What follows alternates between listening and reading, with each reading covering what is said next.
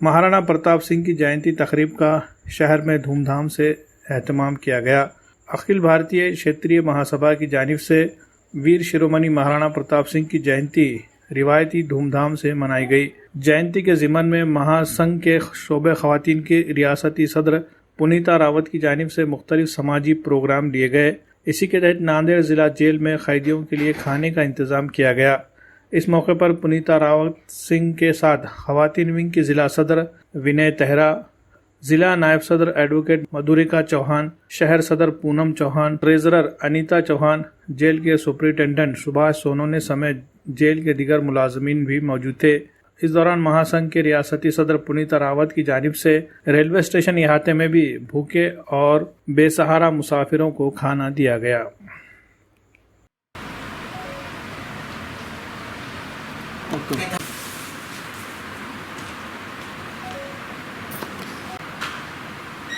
Thank you.